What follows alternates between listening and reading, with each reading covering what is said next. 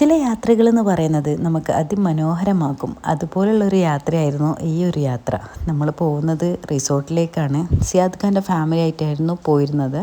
അപ്പം പോകുന്ന വഴിക്ക് നല്ല വ്യൂ ആയിരുന്നു. പോകുന്നത് എവിടെയാണെന്ന് വെച്ച് കഴിഞ്ഞാൽ ആദ്യത്തെ റിസോർട്ടിലാണ്, വൈത്തിരിയിലുള്ള ആദ്യത്തെ റിസോർട്ട്, വയനാട്.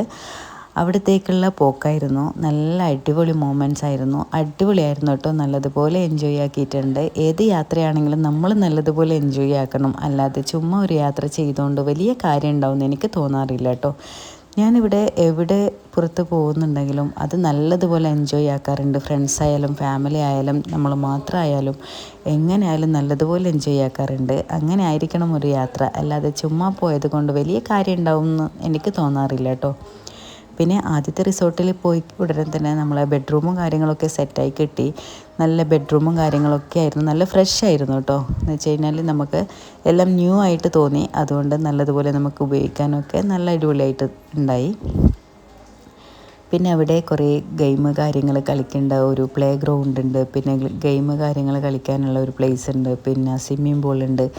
അങ്ങനെയൊക്കെ നമുക്ക് നല്ലതുപോലെ എൻജോയ് ആക്കാൻ പറ്റിയിട്ടുണ്ട്. അപ്പം നമ്മൾ റിസോർട്ടിൽ പോയി കഴിഞ്ഞാൽ ഇതുപോലുള്ളതൊക്കെ ഉണ്ടെങ്കിൽ സെറ്റാണെങ്കിൽ നമുക്ക് നല്ലതുപോലെ എൻജോയ് ആക്കാൻ പറ്റും. അതുപോലെ നൈറ്റ് ഇതുപോലെയുള്ള ഗെയിം കാര്യങ്ങളിലൊക്കെ നമ്മൾ നല്ലതുപോലെ എൻജോയ് ആക്കിയിട്ടുണ്ടായിരുന്നു. പിന്നെ രാത്രിയൊക്കെ നടന്നു പോകാമെന്ന് വെച്ച് കഴിഞ്ഞാൽ അടിപൊളിയായിരുന്നു കേട്ടോ. നല്ല ലൈറ്റ് കാര്യങ്ങൾ, പിന്നെ നമുക്ക് നടന്നു പോകാനൊക്കെ നല്ല പ്ലേസ് ഉണ്ടായിരുന്നു. പിന്നെ കുട്ടികളുടെ പ്ലേ ഗ്രൗണ്ട് ഉണ്ടായിരുന്നു. അവിടെ പോയി അത്യാവശ്യം കുട്ടികൾ നല്ലതുപോലെ എൻജോയ് ആക്കിയിട്ടുണ്ടായിരുന്നു. പിന്നെ ക്യാമ്പ് ഫയർ ഉണ്ടായിരുന്നു. അതൊരു 8:30 മണി ആ ഒരു സമയത്ത് സ്റ്റാർട്ട് ചെയ്തിട്ടുണ്ടായിരുന്നു.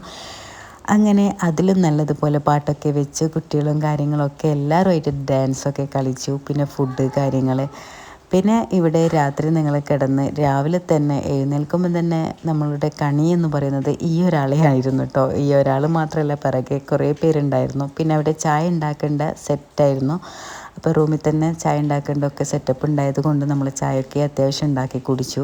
പിന്നെ രാവിലെയുള്ള വ്യൂ എന്ന് പറയുന്നത് ഇതാണ്. പിന്നെ ഇതിൻ്റെ ഡീറ്റെയിൽസ് വീഡിയോ ഞാൻ എൻ്റെ ചാനലിൽ ഇട്ടിട്ടുണ്ട്, ലോങ് വീഡിയോ ഇട്ടിട്ടുണ്ട്. അത് കാണാത്തവരുണ്ടെങ്കിൽ ഞാൻ അതിൻ്റെ ലിങ്ക് ഡിസ്ക്രിപ്ഷൻ ബോക്സിലിടാം, അതെടുത്ത് കാണാം. ഫുഡൊക്കെ അടിപൊളിയായിരുന്നു കേട്ടോ. എന്തായാലും ഈ യാത്ര എനിക്ക് നല്ലതുപോലെ ഇഷ്ടമായിട്ടുണ്ടായിരുന്നു. നല്ലതുപോലെ എൻജോയ് ആക്കിയിട്ടുണ്ടായിരുന്നു. നല്ലൊരു മെമ്മറീസ് ആയിരുന്നു. അങ്ങനെ നമ്മൾ രാവിലെ ഒരു 12 മണിക്ക് നമുക്ക് ചെക്കൗട്ട് ചെയ്യണം. അപ്പോൾ അതുവരെ നമുക്ക് നല്ലതുപോലെ എൻജോയ് ആക്കേണ്ടതുപോലെ നമ്മൾ എൻജോയ് ആക്കി, കുട്ടികളായാലും നമ്മളായാലും.